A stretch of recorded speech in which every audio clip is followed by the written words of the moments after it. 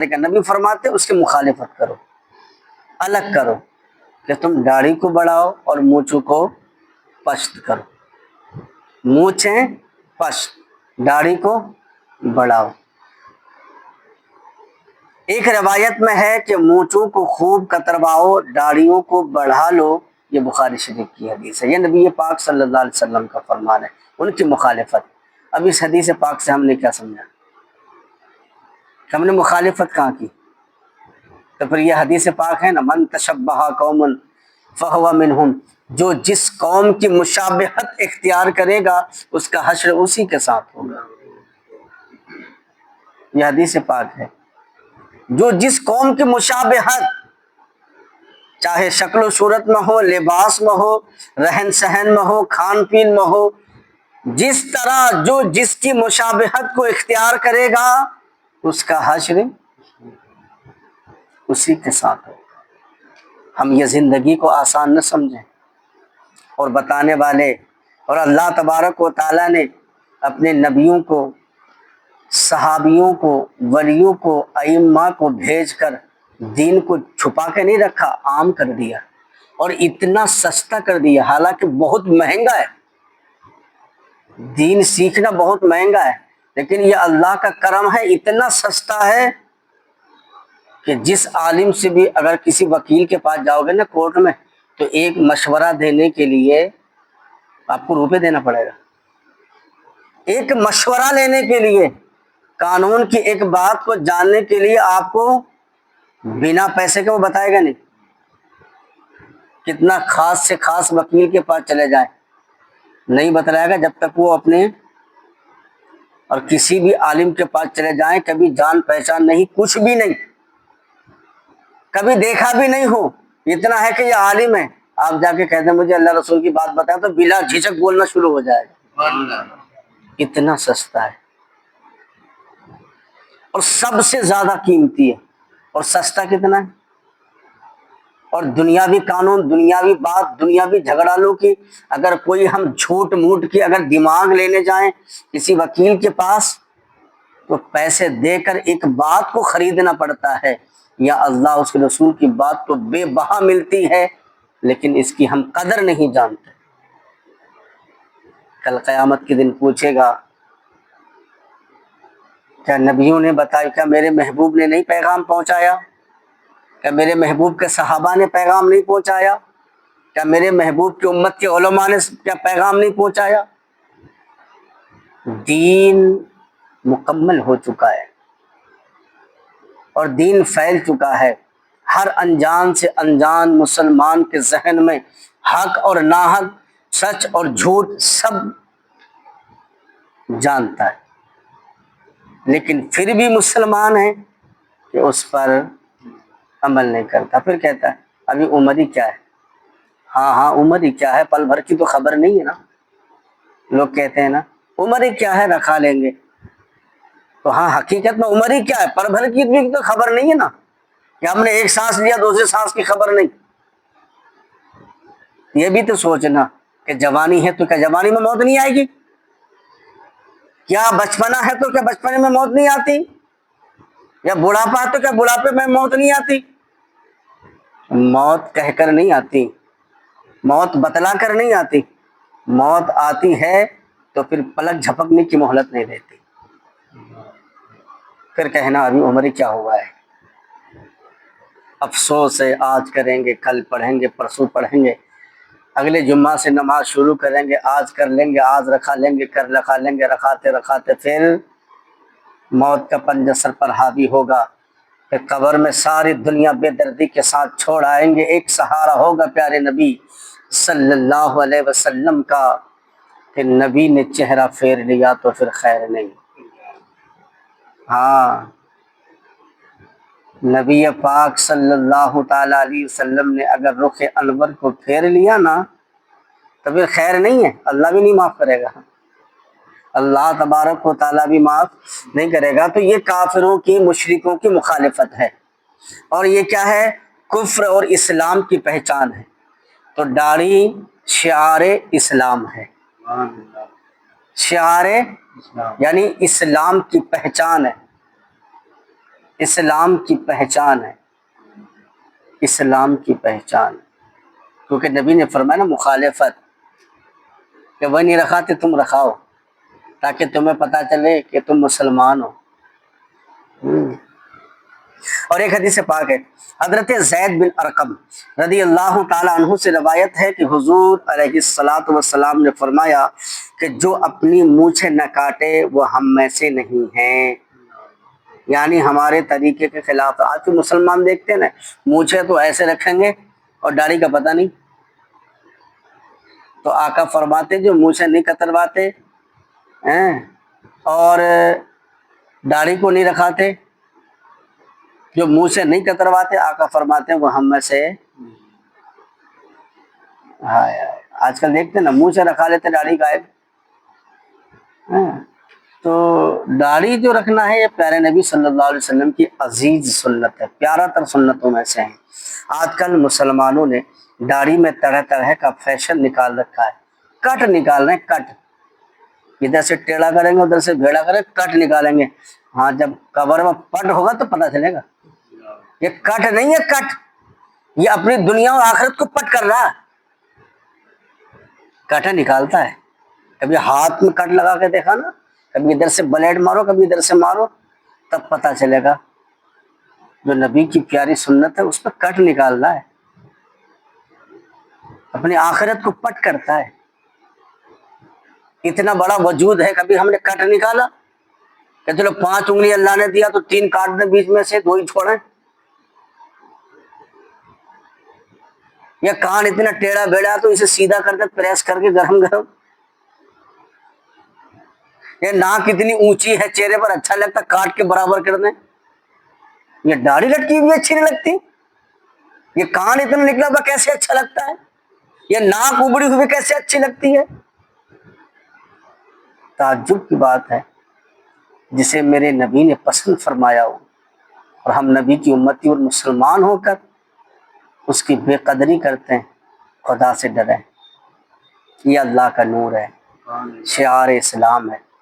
داڑھی قبر کی چراغ ہے، قبر کی چراغ ہے، قبر کی چراغ۔ اور قبر کہ دن بھی رات ہے اور رات بھی رات ہے، اور اتنا اندھیرا ہے انسان محسوس تو کرے گا، خود کا وجود اسے اندر نظر نہیں آئے گا۔ اتنی گھٹا ٹوپ اندھیرا، گناہوں کی جھرمٹ میں گناہوں کا بوجھ لے کر اس قبر کی کوٹری میں جب بند ہوگا تو داڑھی کی اہمیت پتہ چلے گا کہ کیا ہے۔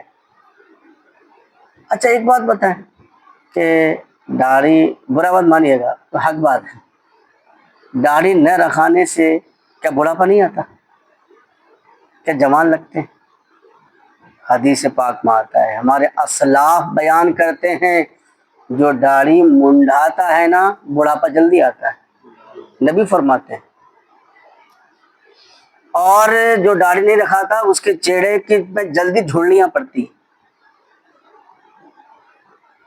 داڑھی کے بہت فوائد ہے، انشاءاللہ کبھی میں تفصیل سے بیان کروں گا کہ داڑھی کے فوائد کیا ہیں۔ بہت ساری بیماریاں دور ہوتی، طرح طرح کا فیشن نکال رکھا ہے۔ اکثر لوگ بالکل صفایا کروا دیتے ہیں، کچھ لوگ صرف ٹھوڑی پر ذرا سی رکھتے ہیں جیسے بکرے کی طرح، بس تھوڑی سی چھوڑ دیں۔ اچھا ایک بات بتائیں، اللہ تبارک و تعالیٰ نے نہ، ایک میں مثال دے رہا ہوں، اب ہم خود فیصلہ کریں کہ ہم کیسے انسان ہیں۔ اللہ تبارک و تعالیٰ نے بکری کو داڑھی دیا، بکرے کو نہیں دیا۔ آپ دیکھے ہوں گے بعض بکری کی داڑھی ہوتی ہے نا بکری، بکرے کا کبھی دیکھا نہیں نا؟ جو انسان سوچتا ہے کہ ہم بکرا ہی بنائیں۔ اچھا بکری نے کبھی منوایا؟ افسوس کی بات کہ اللہ نے جانوروں کو جو چیز دیا وہ اس پہ راضی رہا، جانوروں کو جو چیز دیا وہ اس پہ راضی رہا، لیکن انسان کو اللہ نے اتنا خوبصورت سے سجایا، خوبصورتی سے سجایا، اتنا سجایا اور قرآن میں تعریف کیا کیا، لقد خلقنا الانسان فی احسن تقویم۔ اللہ فرماتا ہے کہ بے شک میں نے انسان کو خوبصورت بنایا۔ اور اللہ نے قرآن میں اسی 30ویں پارے میں فرمایا کہ میں نے جس طرح چاہا بنایا۔ یہ داڑھی اللہ کی چاہت ہے، انسان کا حیول اللہ کی چاہت، اللہ نے جس طرح چاہا بنایا، جس طرح چاہا رب ذوالجلال نے بنایا۔ رب کی چاہت کو تم ہٹا رہے ہو، رب کی پسند کو تم ناپسند کر رہے ہو۔ رب نے پسند کیا نا کہ مرد کے چہرے پہ داڑھی اور عورت کے چہرے پہ داڑھی نہیں، رب نے پسند کیا نا، کسی انسان نے تو نہیں دیا۔ اور رب کی پسند کو، رب کی چاہت کو تم نہیں چاہ رہے، پھر تم سوچ رہے ہو کہ ہم جنت چاہ رہے، تو رب کون سا چاہتا ہے؟ پھر تم جنت میں آؤ۔ جنت کیا ہم جیسے گناہگاروں کے لیے، ہم جیسے گناہگاروں کے لیے؟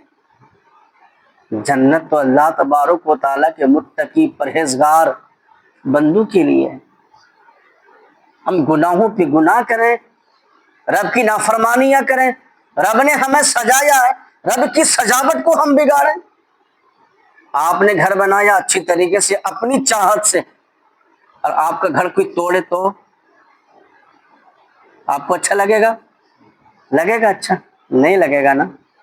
تو اللہ نے اپنی چاہت سے، اپنی مرضی سے، فمن شاء رکبک، اللہ نے جس طرح چاہا ترغیب دیا، جس طرح چاہا۔